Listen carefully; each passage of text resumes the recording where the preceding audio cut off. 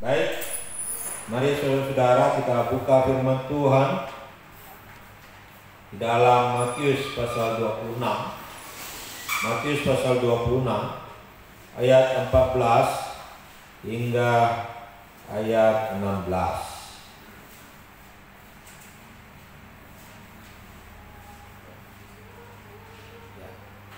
Kalau sudah dapat, mari kita baca ketiga ayat ini.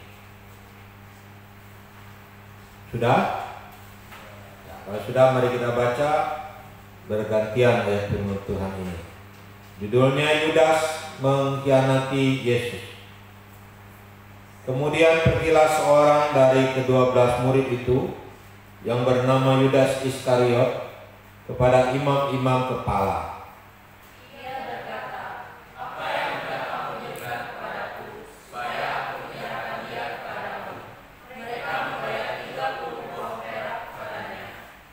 Dan mulai saat itu ia mencari kesempatan yang baik untuk menyerahkan Yesus.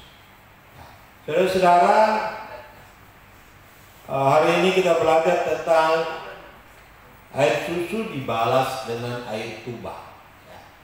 Kita melihat bahwa kayaknya tidak masuk di akal ya.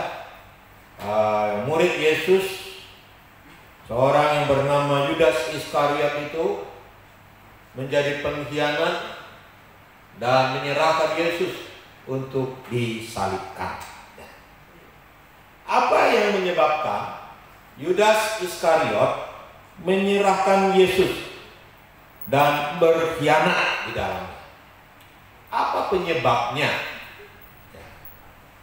Saudara-saudaraku dikasih oleh Tuhan, yang pertama kita mau melihat bahwa Yudas itu memiliki sifat yang egois.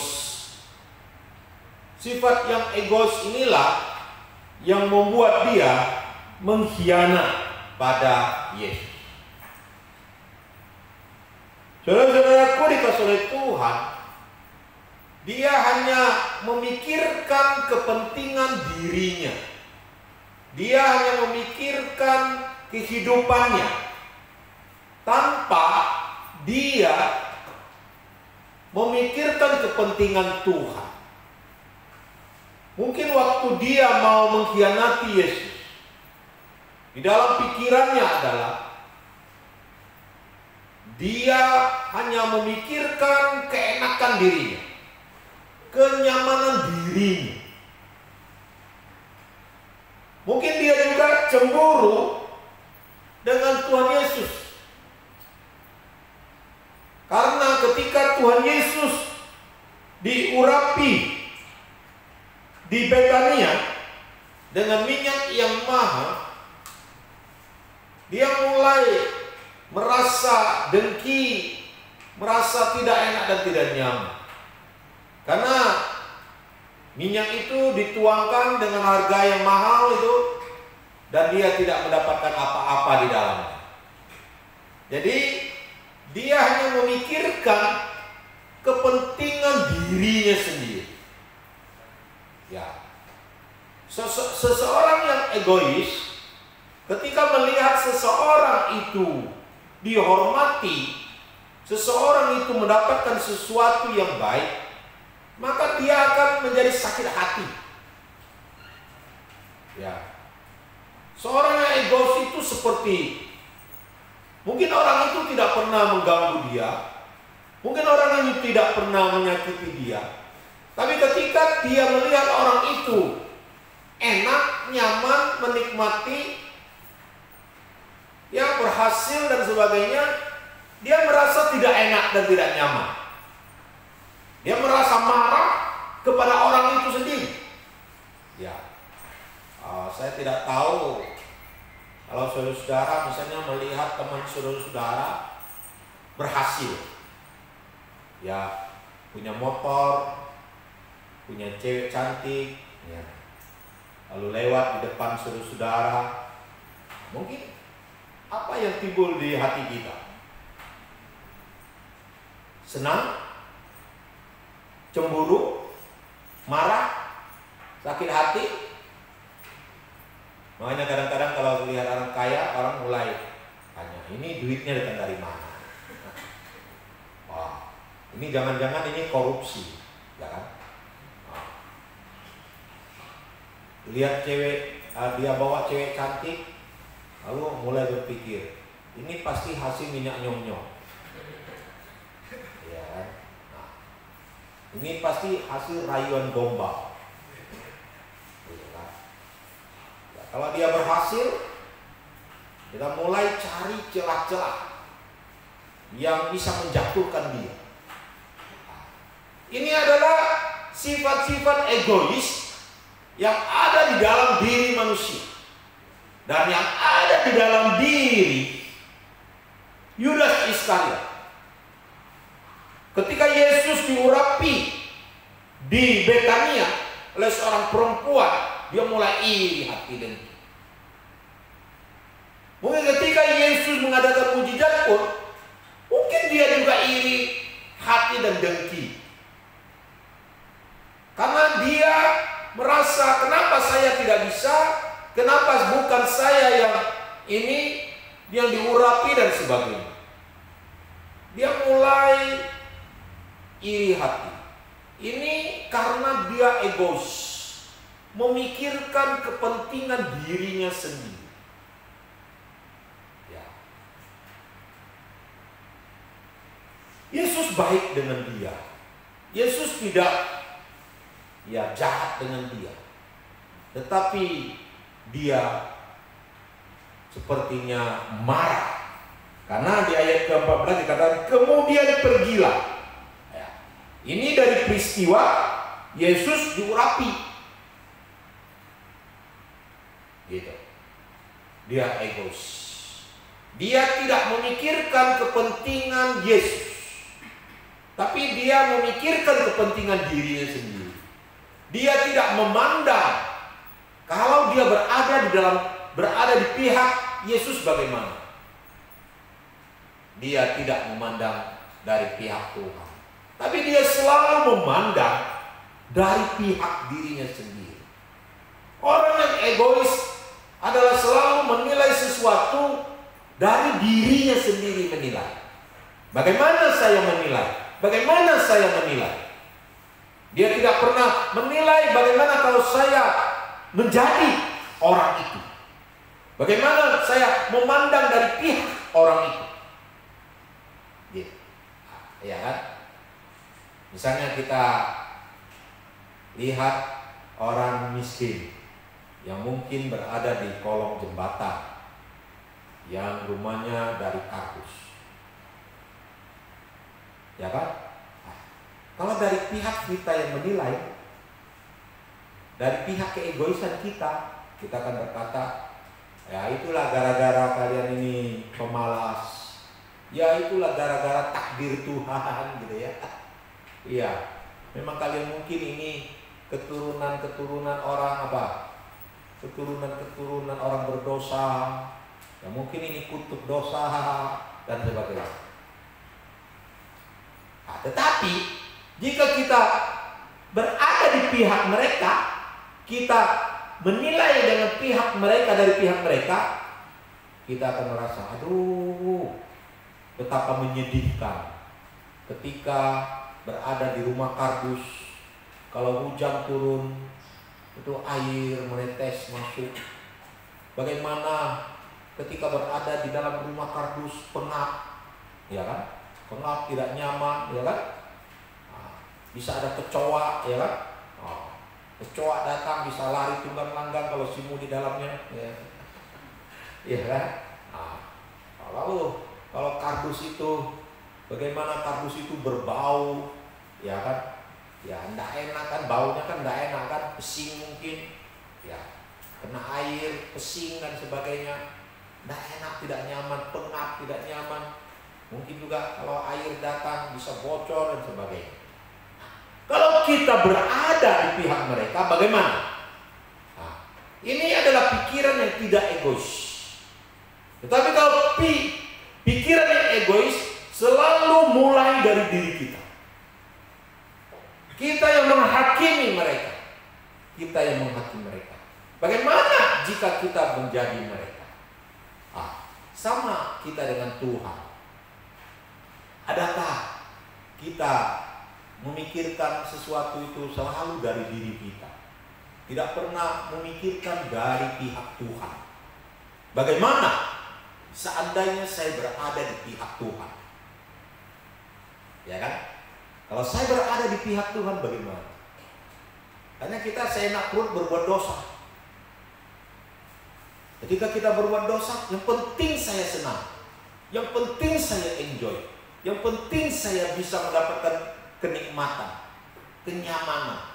Kita tidak pernah melihat dari pihak Tuhan. Bagaimana Tuhan memandang kita ketika kita berbuat dosa. Hatinya sedih, hatinya tercabik-cabik melihat anaknya berbuat dosa, anaknya seenak perut melanggar perintah-perintahnya. Ya, saudara-saudaraku dikasihi oleh Tuhan, inilah sifat yang pertama yang ada pada Yudas Iskariot. Mengapa dia sampai mengkhianati Yesus? Karena dia hanya memikirkan dirinya sendiri. Dia tidak pernah memikirkan bagaimana kalau dia berada di pihak Tuhan. Bagaimana Tuhan itu telah mengasihi dia, mencintai dia. Bagaimana kalau Tuhan itu, kalau dia berada di pihak Tuhan lalu dia sendiri dikhianati. Betul tak? Ya. Biasa playboy dan playgirl itu tidak memikirkan siapa pasangannya, ya kan? Oh, yang penting dia mau tinggalkan. Goodbye my love. Terserah. Kau mau sakit hati kau mau gantung diri kau mau cuek, terserah. Gitu. Itu egois. Ya. Pacar sana, pacar sini, putus sana, putus sini. Ya. Nggak memikirkan bagaimana hatinya itu kalau putus cinta itu sakit, betul lah. Betul lah, sakit nggak? Nggak sakit. Belemon sakit nggak? Karena putus cinta kan? Ya. Siapa yang pernah putus cinta? Sakit kan? Kalau nggak pernah putus, ya nggak tahu lah. Tapi kalau pernah putus pasti pernah merasakan bagaimana sakitnya, Angel ya. Kalau sudah pernah rasa sakit, ya jangan menyakiti hati orang juga. Itu namanya egois kita ya. Egois. Orang yang egois tidak akan menyakiti hati orang lain, karena dia sendiri tahu sakit hati itu bagaimana. Ya kan? Jadi Yudas ini tidak memikirkan bagaimana sakitnya hati Tuhan Yesus ketika dikhianati. Bagaimana kalau dia berada di pihak Tuhan Yesus? Bagaimana kalau dia dikhianati? Dia tidak pernah memikirkan itu. Dia hanya memikirkan kesenangan dirinya sendiri. Yang kedua, mengapa Yudas Iskariot sampai mengkhianati Yesus? Karena dia tidak menghargai kasih Yesus. Padahal Yesus sudah mengasihi dia. Kalau kita belajar, Yesus itu adalah Allah yang penuh kasih, tetapi Allah juga yang Allah yang maha tahu. Kita tahu bahwa Yudas itu adalah orang yang berdosa. Yesus tahu dia orang berdosa, tetapi Yesus angkat dia menjadi rasul. Yesus beri kesempatan bagi dia. Yesus juga tahu bahwa Yudas ini ya mungkin banyak kelemahannya. Tahu Yesus. Tapi Yesus justru angkat dia menjadi seorang bendahara. Jadi boleh dikatakan karena kasih Kristuslah maka Yudas diangkat menjadi rasul, Yudas diangkat menjadi bendahara, Yudas diberi pelayanan oleh Tuhan. Bukan karena kehebatan Yudas dan sebagainya, Tapi karena kasih, kita lihat murid-murid rata-rata awal ketika ikut Tuhan Yesus itu boleh katakan semua bego-bego aja gitu loh. Bukan orang-orang yang pintar melayani dan sebagainya. Tetapi Yesus sendiri memberikan mereka kesempatan belajar, mengajar mereka melayani, bahkan memberikan kuasa kepada mereka. Itu dari sisi rohani. Yudas menikmati ini. Yudas diberi kesempatan melayani Tuhan dengan baik. Tapi Yudas tidak pernah menyadari bahwa itu adalah kasih Tuhan kepada dia. Kasih Allah kepada dia. Kita tahu secara jasmani memang tidak disebut berapa gaji para rasul. Tidak. Tetapi kita tahu manusia itu perlu makan, perlu tidur. Bukan berarti murid-murid itu tidak pernah makan, tidak pernah tidur.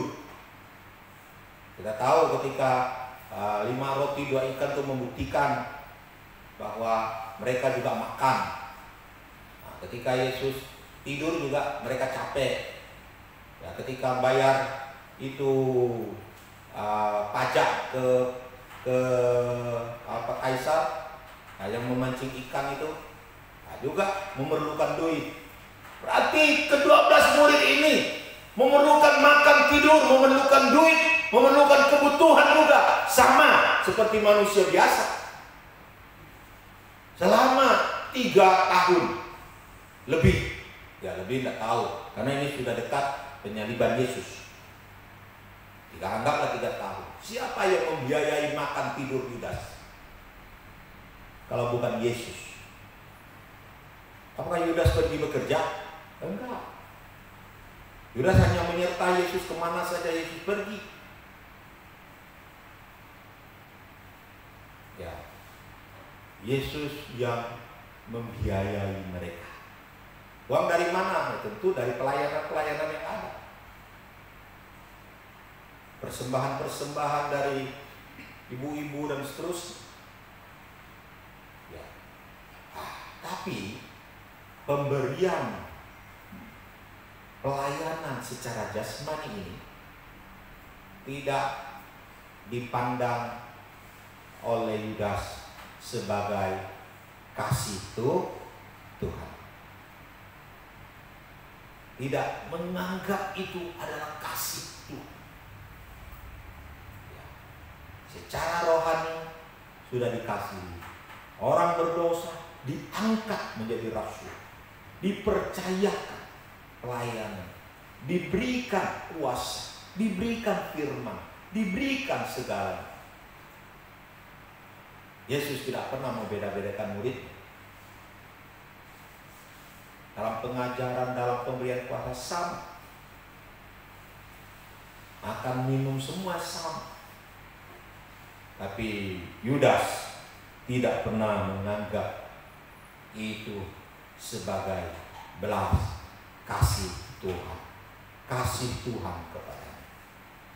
Saudara-saudaraku dikasih oleh Tuhan, jika kita memandang hidup kita ini bukan karena belas kasih Tuhan, maka bisa saja kita seperti Yudas. Bisa saja kita seperti Yudas. Ada satu pendapat yang sering terjadi,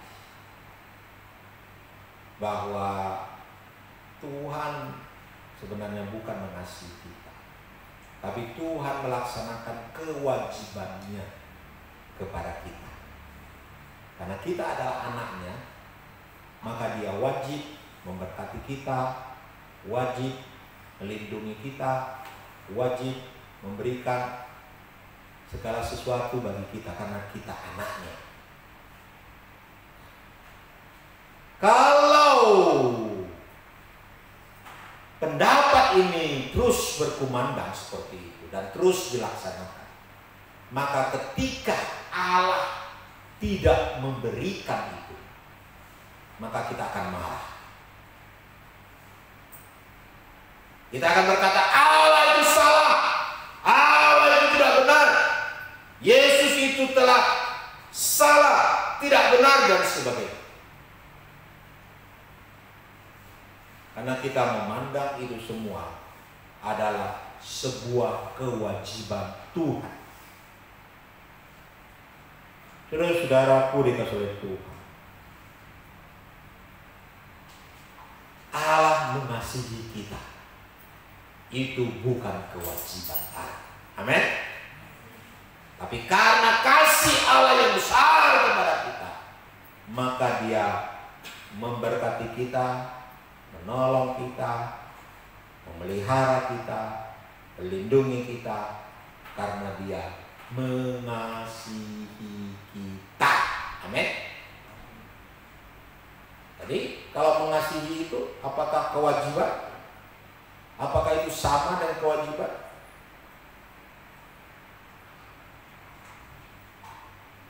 Misalnya kewajiban itu adalah sesuatu yang harus dilakukan. Kalau tidak dilakukan itu adalah kesalahan. Tapi kalau kasih itu karena belas kasihan yang muncul dari hati orang. Beda. Kewajiban dengan kasih itu beda.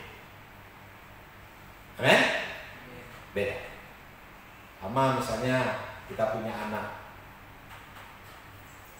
Memang mungkin dari sisi prinsip, dari sisi kebutuhan finansial, prinsip-prinsip kewajiban bisa saja dinilai dari situ. Tapi juga kewajiban yang di atasnya adalah karena kasih. Jadi didasari dengan kasih. Kasih itu bukan paksa. Kasih itu bukan hasil dari paksaan, tapi dari kerelaan hati. Nah, saudara-saudaraku dikasihi oleh Tuhan, kita diselamatkan. Allah menyelamatkan kita, bukan Allah wajib menyelamatkan kita. Enggak. Bukan terpaksa Allah menyelamatkan kita. Tidak. Bukan Allah terpaksa harus memberkati kita. Tidak. Tetapi semua itu karena Allah mengasihi kita, maka kita diberkati. Bahkan kita dijadikan anak pun itu karena Allah mengasihi kita. Kita dijadikan sahabat pun karena kasih Allah. Bukan karena Allah harus melakukannya. Bukan karena Allah terpaksa melakukannya. Oh, ciptaan tidak ada lagi. Mau tidak mau manusia yang diangkat. Tidak. Tidak.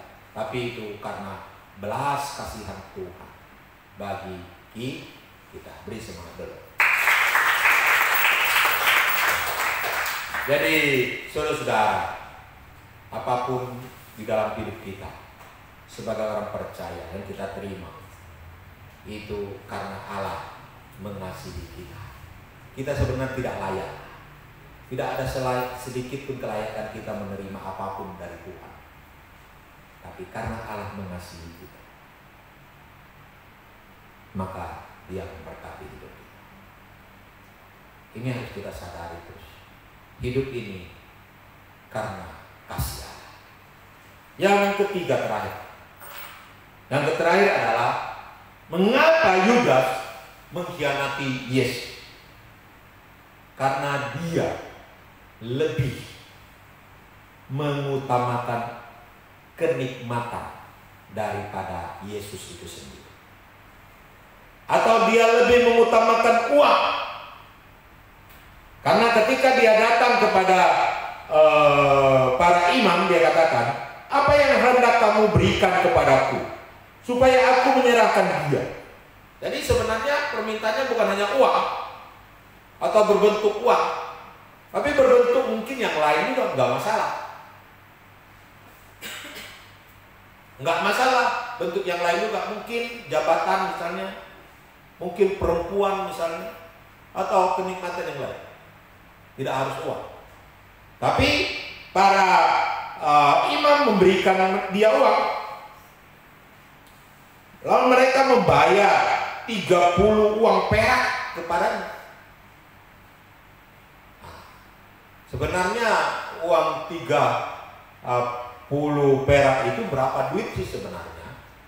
Kalau dirupiahkan di sekarang ini, itu hanya berjumlah 311.840 saja. Jadi hanya 300.000 lebih aja jumlah kalau dirupiahkan di sekarang ini. Tapi sebenarnya itu tidak uang yang besar lah, uang yang sangat kecil lah, tidak terlalu besar lah. Ya, kalau uang 300-an itu enggak besar. Bukan berarti uang 300-an dibawa ke zaman dulu ya, bukan seperti gitu ya. Karena dia hanya $20 aja. Kalau di uang perak itu dirupiahkan seperti itu. Ya. Karena kan kita tahu Yudas pun bukan orang yang terdesak dengan keuangan. Tidak. Buktinya ketika dia menyesal, dia kembalikan uang itu. Walaupun penyesalan goodbye my love, sudah terlambat punya. Dia pergi gantung diri, uangnya dia kembalikan. Berarti dia bukan orang yang terdesak dengan keuangan. Tapi mungkin dia adalah orang yang ingin lebih lagi. Ingin lebih mendapatkan keuangan. Tidak puas dengan keuangan yang ada pada dia. Tidak puas dengan keuangan yang ada pada dia. Sehingga dia ingin mendapatkan uang yang lebih. Lalu ketika dia mengetahui bahwa ada orang yang mulai sepakat menangkap Yesus, dia tahu itu, dan dia cari kesempatan untuk dapatkan cuan dari peristiwa penangkapan Yesus. Ya. Dia ingin mendapatkan uang yang lebih lagi. Ya. Tapi dengan menjual Yesus, dia lebih memilih dapat uang itu dan Yesus dia berikan kepada mereka. Saudara-saudaraku yang dikasihi oleh Tuhan, bagaimana dengan hidup kita? Mana yang lebih penting? Uang atau Tuhan Yesus? Ketika berada di persimpangan, saudara-saudara pilih uang atau Yesus? Uang atau Yesus? Makanya saudara-saudara hati-hati, kadang-kadang anak-anak pemuda itu hati-hati. Biasa anak-anak muda itu masa-masa cari pekerjaan, masa-masa cari masa depan, dan identik dengan keuangan. Nah, sekarang kadang-kadang diperhadapkan uang atau Yesus, uang atau Yesus, atau pekerjaan tapi nggak pernah bisa ke gereja. Pekerjaan banyak dapat duit tapi nggak pernah ke gereja. Ya, lama-lama hilanglah Tuhan itu dalam hidup dia. Dapat gaji gede, dapat cuan banyak, tapi Tuhan Yesus tidak ada lagi di situ. Mana yang dipilih?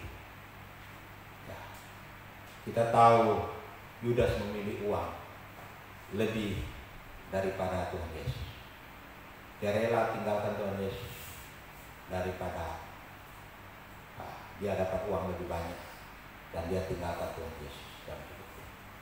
Dia menjual Tuhan Yesus. Inilah yang menyebabkan Yudas Iskariot mengkhianati Yesus. Kiranya kita semua belajar dari Yudas supaya kita tidak seperti dia meninggalkan Tuhan Yesus dalam hidup ini. Mari kita bangkit berdiri.